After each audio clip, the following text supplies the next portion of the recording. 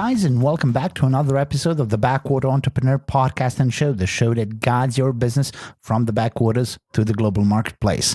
My name is Jack, I'm your host, and this is episode number 16. Guys, in this episode, I want to talk to you about what you want to do and be when you grow up, and about your aha moment when you realized what do you want to achieve in your life. And for some people, it may happen in their childhood, when the kid says, hey, Dad, I want to be a fireman, I want to be a policeman, I want to be a doctor, and I want to be a teacher. And a lot of those kids don't follow up and follow through on those dreams, but some do. Some know exactly what they want to do and be from a very, very early age. Now, that doesn't happen to everybody. For me, it didn't happen like that. Basically, for me, it happened a couple of weeks ago, basically, even though I'm going to be 38 in a month. I'm an entrepreneur for a year and a half. I never realized I wanted to be an entrepreneur.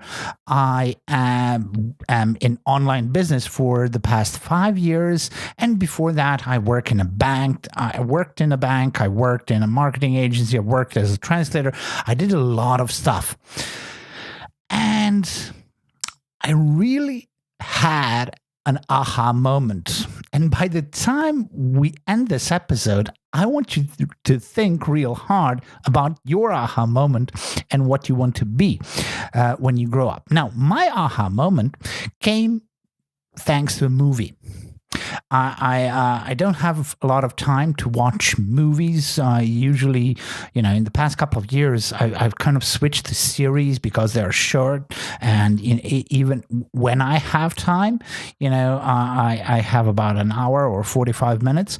And I very rarely watch a movie that's, an hour and a half or 2 hours. I usually watch it in 2 times or in 3 times. Now, basically, I watched the movie, I didn't watch a movie for a long time. Now watch the movie. The movie is called Adjustment Bureau, and it's been around since 2011. Maybe I even watched it, a couple of years ago. I don't remember it.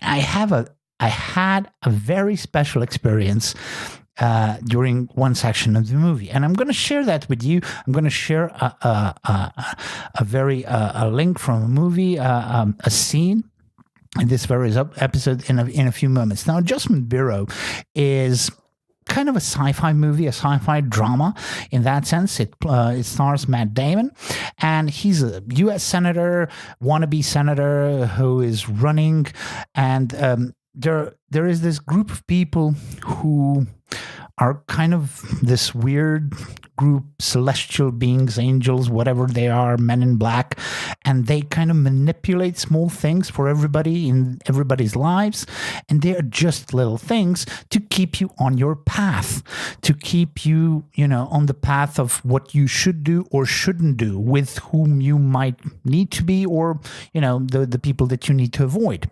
And they do by, somebody spills coffee, they think it's an accident, you actually, lose a few minutes, miss a bus, miss a meeting, and they adjust your path. Now, in this movie, within the first couple of minutes, he lost a very important senator race, and he had to give a speech, And during this speech, which I'm going to show you in a couple of minutes, he started to with a prepared speech, and he suddenly reverses into a totally honest vibe about, real facts, that this is a rehearsed speech, and authenticity, what most of you and me guys really rant about. In order to be really successful, you need to be authentic, and a lot of guys who are recording these vlogs, podcasts, YouTube shows, what we stick to is authenticity. But is authenticity sometimes manipulated by a group of people behind the artist telling him that this thing works?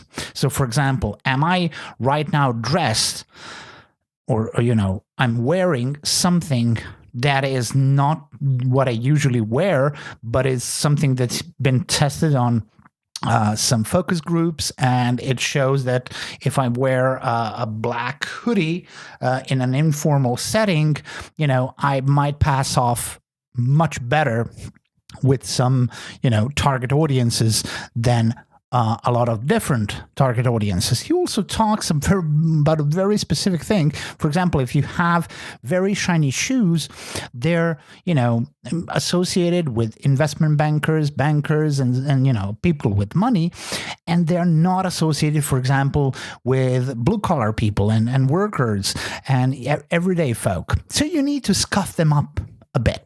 So I want you to watch this scene, and I'm gonna let you know what my aha moment was and what I realized I want to do when we finish this scene. Ready? Go. I grew up not far away from here in Red Hook. I love you both. But we had a rule in my neighborhood. When you got in a fight, it wasn't whether or not you got knocked down. It's what you do when you get back up. And I came here to tell you tonight that I will get back up.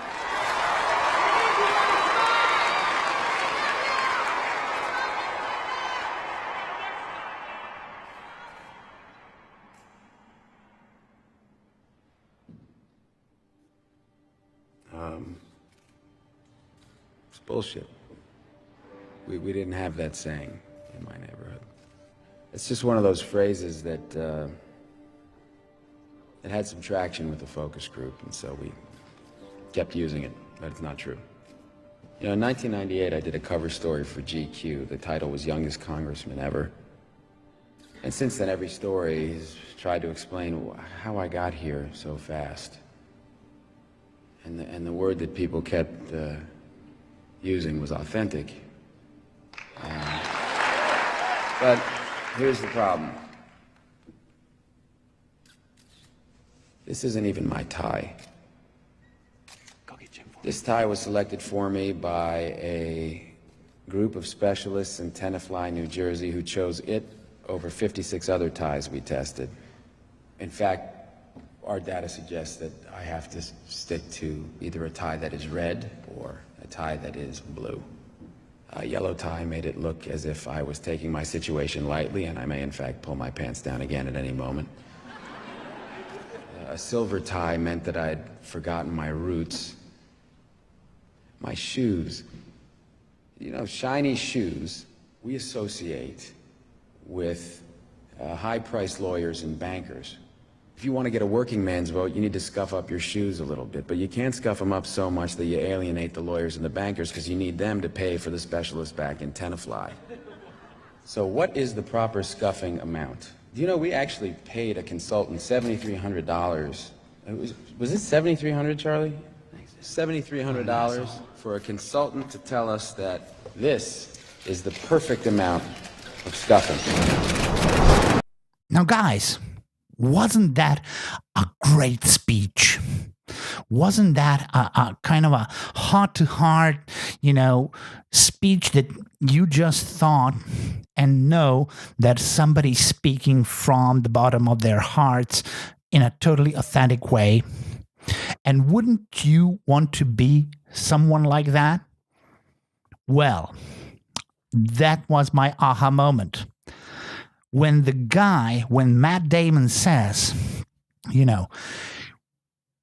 the shoes, we had to see the perfect way to fit between the target groups, and we hired a consultant, which we paid $7,300 in order for us to tell us what is the perfect amount of scuff on these shoes.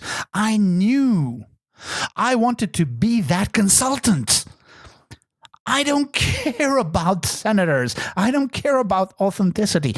I want to be the guy that they pay $7,300 in order to tell them or tell people, I don't care who, what is the perfect amount of scuff you need to have on your shoes in order to, be successful.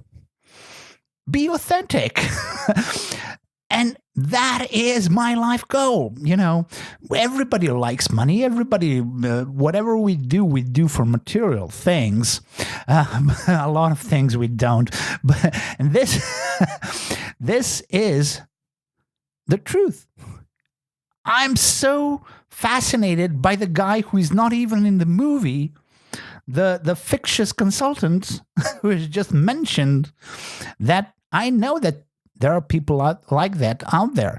I know that there are consultants out there, whether it's a life coach, a design coach, a consultant for a senator, optimization process, whatever it is, there are people charging insane amounts of money just for their opinion and expertise. And when you get to that kind of point, that's what it's all about. It's not about how many hours you need to work based on your hourly rate in order to achieve something. It's about what your advice is worth. And no matter if it takes you 30 minutes or, an hour versus a guy who will do that for a week or a month, that's what you're worth. And increasing your expertise and knowledge and portfolio and reputation is what you need to do, no matter what you do. So, I know that in order to achieve that, in order to be that consultant, I need to, I need to learn, I need to improve, and I need to work every day of my life until I'm recognized enough for my expertise that they want to pay me $7,300 in order for, to tell them how much scuff they need on their shoes or whatever. Now, this is just a metaphor. I actually don't want to be a consultant for shoes or for senators, but it is a metaphor of such a great point that there are jobs out there that are based. This is not something that you are, it's not something that you just take out of your pocket and throw in the air and everybody will pay you that amount of money. You need to actually work for that. You need to actually focus on whatever you do and do it to the best of your abilities and be the best in that field. You don't have to be the only one in that field. You just have to prove your value point, your value proposition in order to achieve success. And that is achieved through work, through dedication, and through commitment. And then you too can also be a consultant for $7,300 per, consultancy or more. So what's your aha moment? What do you want to do when you grow up? I'll talk to you in the next episode of the Backwater Entrepreneur podcast and show. Till then.